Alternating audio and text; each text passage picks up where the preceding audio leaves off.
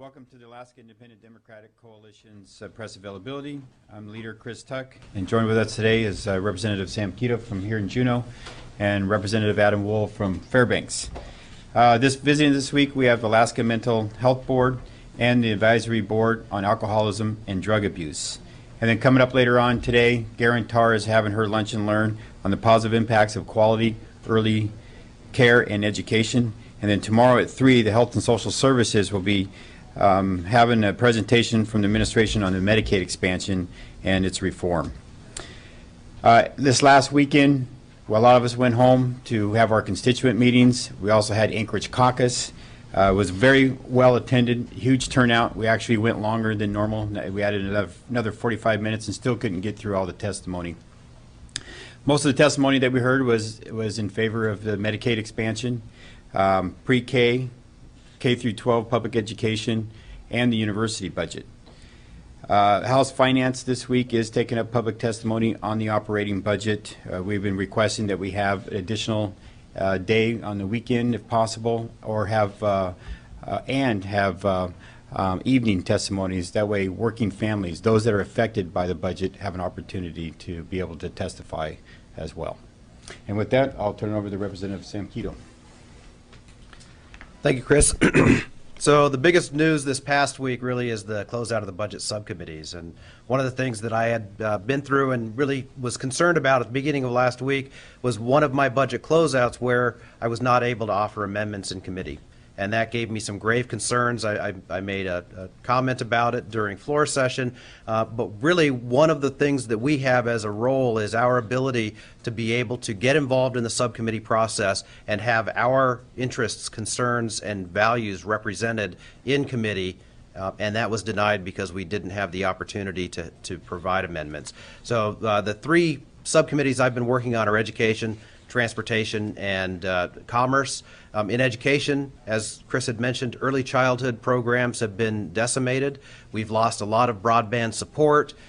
We've got 0 funding for Best Beginnings. There are a lot of programs that are very necessary for our school districts, but also for young families to be able to support them as children try and get to reading level by grade 3. In the commerce budget, a big concern I have is the loss of funding for the Alaska Legal Services. Their budget was cut 36%. That's a big issue that we need to continue to work on. And in transportation, Marine Highways received a $10 million cut, which is going to be significant to the service in Southeast Alaska, South Central Alaska, and the Aleutian Chain. We're going to have an opportunity or a situation where we don't have backup vessels. If a vessel fails because of a mechanical, those passengers won't travel because there won't be another vessel to take place. And if we have to lay up the Kennecott, which is one of our 2 ocean-going vessels, it's going to significantly impede our ability to have cross-Gulf service from Southeast Alaska up to South Central. So budgets are in House Finance Committee now. Public testimony is taking place this afternoon, tomorrow, and Thursday. As Chris mentioned, we would really like to see more evening and weekend time so people that are working have the ability to go and participate. On top of the budget issues, one of the things that happened this week was I had introduced, along with Senator Egan on the Senate side, a bill that would name the new Library, Archives, Museums building the Andrew P. Kashaveroff building, and if any of you want more information about that, we can talk after the meeting. But it's an individual who was one of the very first librarians in the state and has a great history that everybody seems to agree is representative of the state and good for the library. So with that. Thank you. And as the governor pointed out earlier, that you can't cut your way into prosperity. So we're looking at preserving some of the things that still drives the economy for the state of Alaska. And with that, I'll turn it over to Representative Adam Wool. Thanks, Chris. My name is Adam Wool. I represent District 5 in Fairbanks. I, too, had a constituent meeting over the weekend and heard a lot of the same concerns that the Anchorage people did. Fairbanks being a university town, that seemed to be number 1 on people's minds, the university budget, which the subcommittee that I was on, which the university subcommittee, they offered up a much deeper cut than the governor's cut. So there's a lot of pushback for that. Other concerns were K through 12 education, Medicaid expansion, and people in Fairbanks too want to know how they could have their voice heard. I told them there's a listening session from 1 to 4 on Wednesday, and that seemed to be inadequate. I had a lot of students there, I had a lot of working parents there, and they wanted to know when else they could come and speak. I too was on a budget subcommittee, different than Sam's, but I was not able to submit amendments as well. I was told that they wouldn't be accepted, so the process wasn't being followed as it should be, I felt. I did have some good news for my constituents. The Creamersfield expansion bill, HB 70, which passed the House almost unanimously last week, and everyone seemed to be very excited about that. It was a bipartisan support, and I'm glad that that bill was brought forward and allowed to be voted on by a minority member, freshman minority member. So that was good news. And with that, I will turn it back to Chris. And All right, and one of the things that we're trying to do is we're trying to protect the process all the way through. You may not like the outcomes, but people feel better when there is a fair, open, transparent process. And that's one of the things we're trying to maintain through this legislative session. And with that, we'll open it up to questions. Becky Bohr, the Associated Press, for Representative Tuck. The State Democratic Party sent out a release today taking issue with the fact Americans for Prosperity is sponsoring a lunch and learn on Medicaid expansion this week. Do you have any concerns about that? And I guess I'm just wondering how this special interest group would be different than any other special interest group that has these sort of lunch and learns. Yeah, well, this one in particular is an outside special interest group. And it's something that we've been hearing overwhelmingly. It actually conflicts with what Alaskans want. Alaskans want cheaper health care. Alaskans want access to health care. And the Medicaid expansion is something that affects all of us. So I have concerns about outside interests coming here to Alaska, telling us what we need to do. And Representative Kito. I'd also like to add, I think for the state of Alaska, we have testimony from Commissioner David Sid at Health and Social Services indicating that the first year of Medicaid expansion will save the state $23 million. And even after we get to the point of paying our 10%, we will still be saving $3 million in expenses for Medicaid. So it actually saves the state money while providing for health care for a lot of people that aren't currently covered and that are being taken care of in the emergency system, which is costing us more money. Yes. Pat Forgey, Alaska Dispatch News. So what do you think should be done with the operating budget? Do you have a number that you'd like to reach, or other places you'd like cuts to be? Well, our focus is providing adequate services. And one thing that we don't want to do is we don't want to try to pick a number and then say this is how the budget should be. Basically, we want to look at priorities and then try to make the budget fit our priorities. We want to make sure that we provide for our schools and building a brighter future for Alaskans. That's one of the things that we do. We're focused on and trying to promote a stronger economy. We got to make sure again that the basic health is a right for all Alaskans. So we want to make sure that we have affordable access to health care. We want to be able to have safer communities. That's one of the things that we're looking at, seeing the Department of Public Safety cuts. We're concerned about that. And then we also want to make sure that we continue to provide opportunities for the real world and for Alaskans. So when we look at the financial situation that we're in right now, the cuts that we're making right now is minuscule to the overall deficit that we have. So why risk the economy when it's not really going to make a significant difference? Yes, Sam. Right. And for context, really, it's we're looking at a subcommittee report that is $120 million less than the governor's request. And $120 million in a $3.5 billion deficit is very small. We can't get from $120 million to $1 billion in one step. But with $120 million, we can significantly and negatively impact the state's economy by putting a lot of people out of work, on unemployment, not contributing to the economy. Businesses will suffer. So we are very worried about too many jobs lost in the current subcommittee proposals. Do you have any idea of what an appropriate draw from savings would be? Appropriate draw from savings would be one that takes care of the priorities that we just mentioned. No number then. No, no number. No, we're still early in this. The House Finance Committee is still looking at the operating budget. We're still looking for public testimony in that. Goes over the Senate. The Senate's going to be starting that process all over again on their side. And then as things shape, as things move through the committees, we hope that bills start moving through committees also.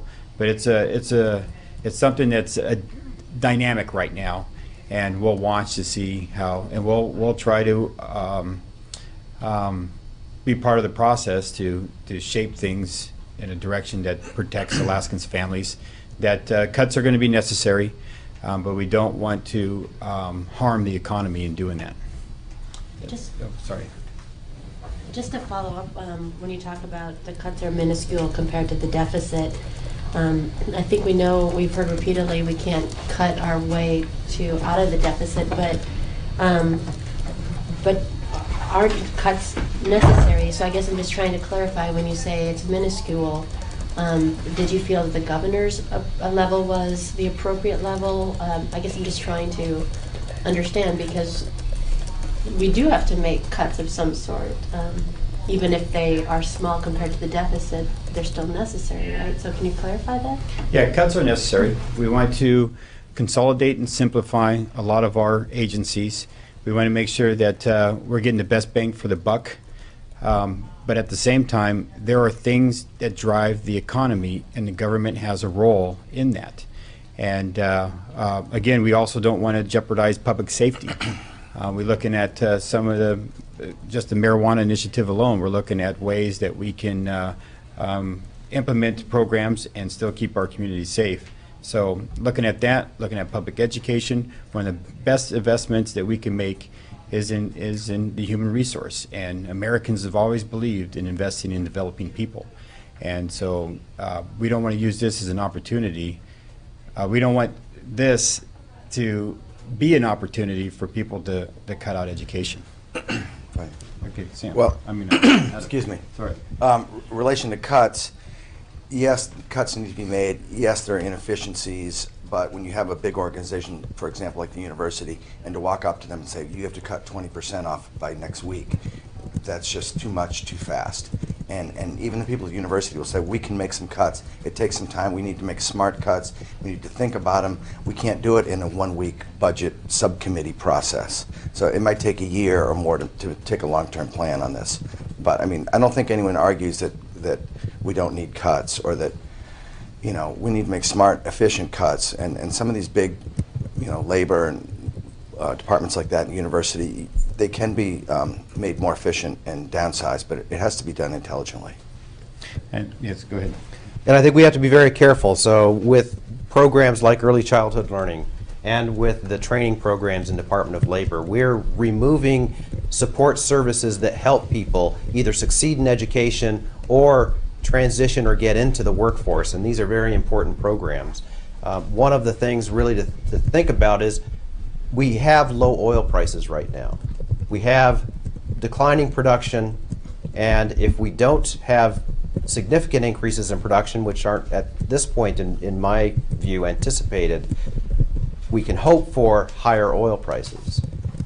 The higher oil prices will help the deficit, but we are still going to have a long-range problem in looking forward to try and figure out how we stabilize our economy. That's not a discussion we're having right now. We're trying to figure out how to gradually step down reasonably so that we don't have significant negative impacts on the economy.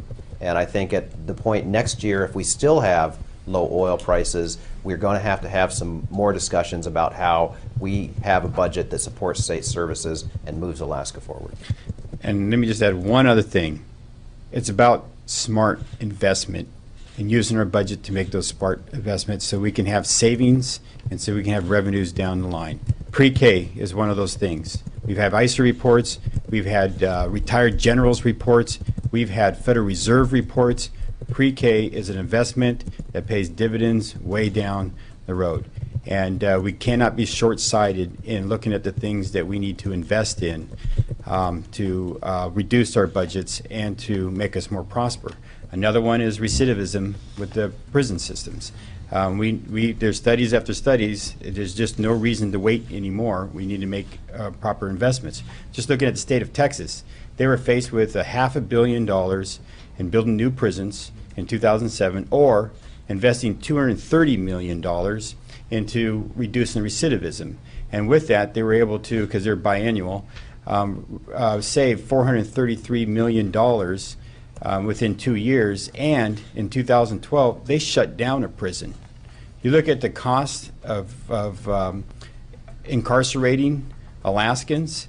What we want to do is we want to make sure that they're successful leaving the prison system. So there's things that we can do right now, alcohol and drug treatment programs, making sure that our parole officers their caseloads are reduced. And that's one of the things that Texas looked very intently at. As a matter of fact, that was one of the 4 bills that they did in attacking the recidivism rate. And so there are things now that we should have been doing all along with the surpluses that we have, but now is the time that we actually make these investments pay off for us. Rhonda McBride, KTVA. We are very soon approaching the halfway mark. I think it's Thursday.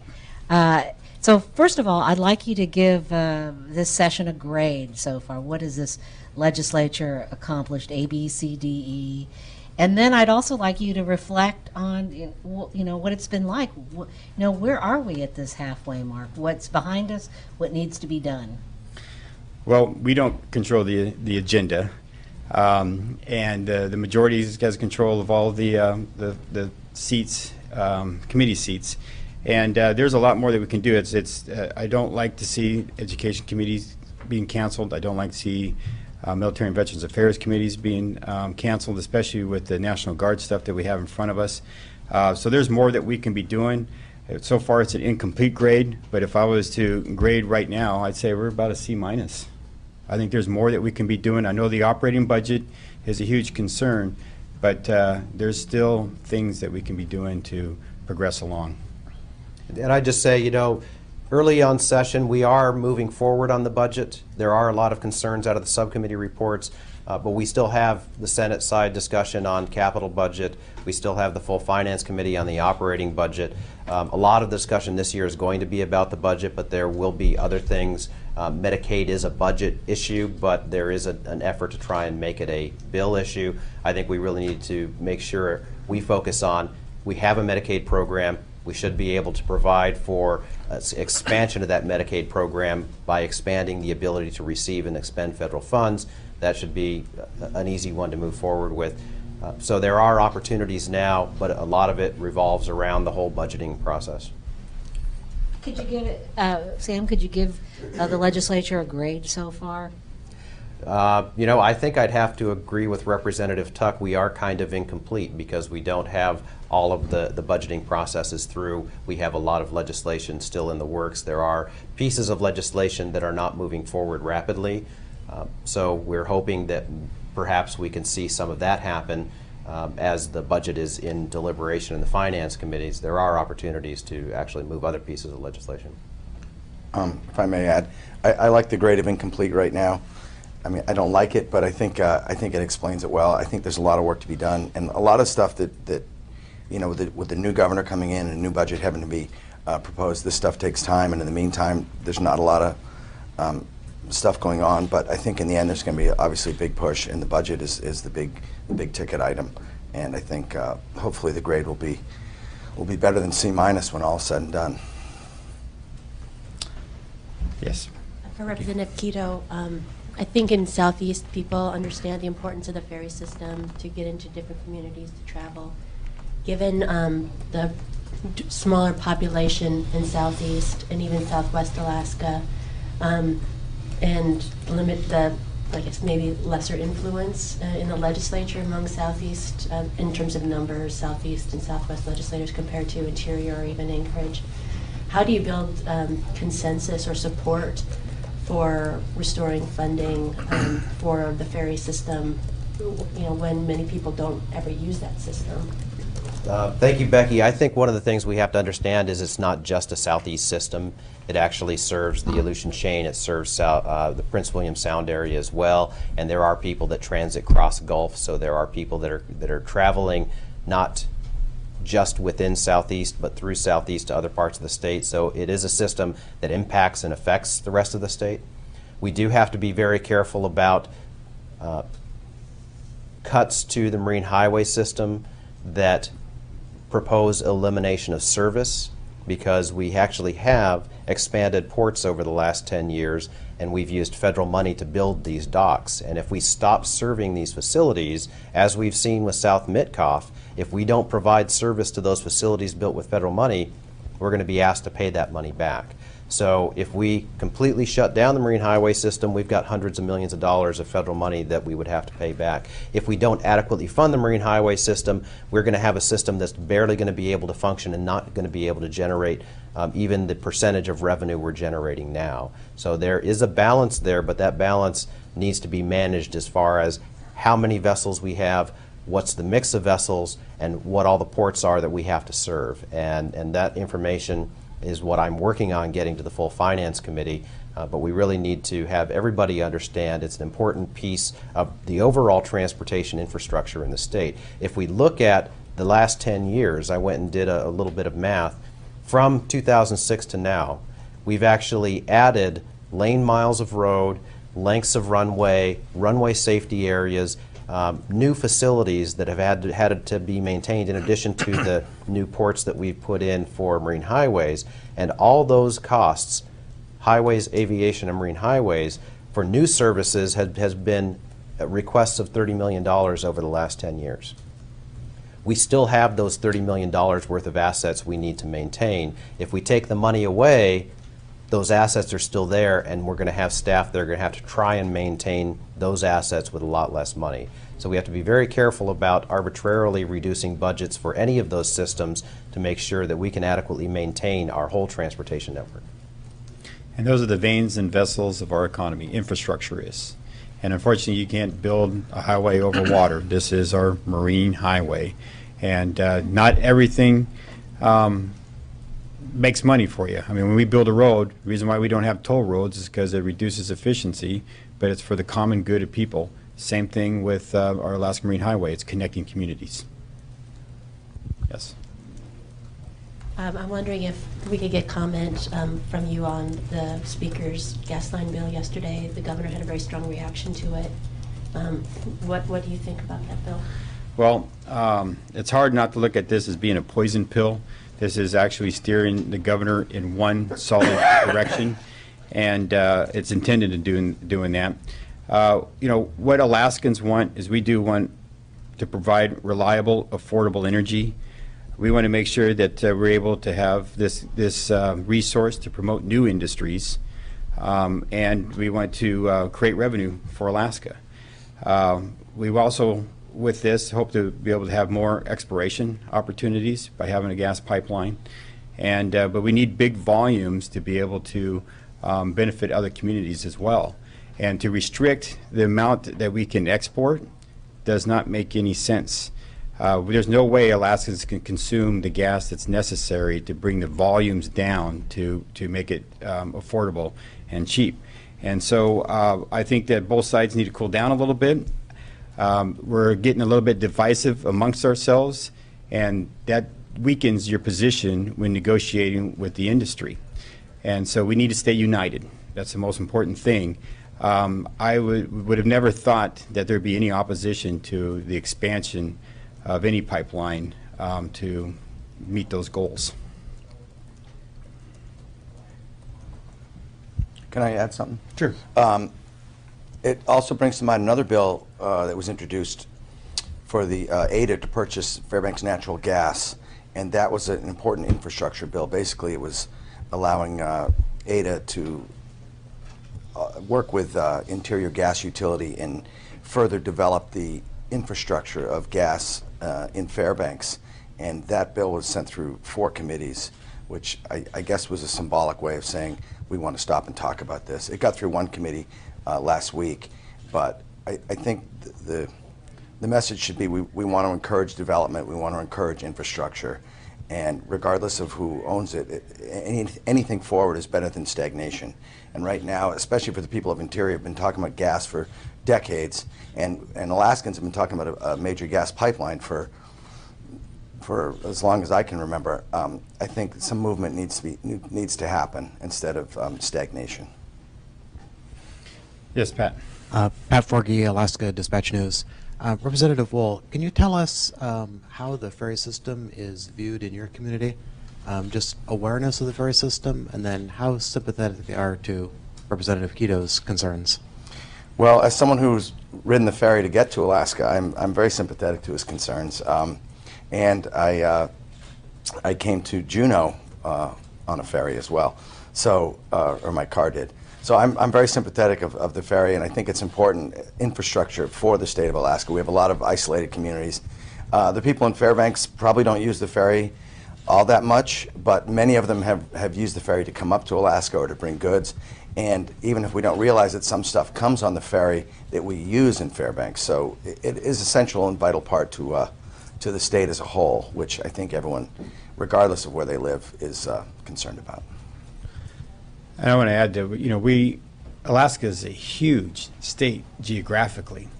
And so the coastal communities, kind of have their own community. The interior kind of has their own community. And one of the things that we're trying to do, too, is build roads to resources. I mean, we don't want to go backwards in connecting communities with one another. And this is a step backwards. Yes, Rhonda. Rhonda McBride, KTVA. Let's go back to Medicaid.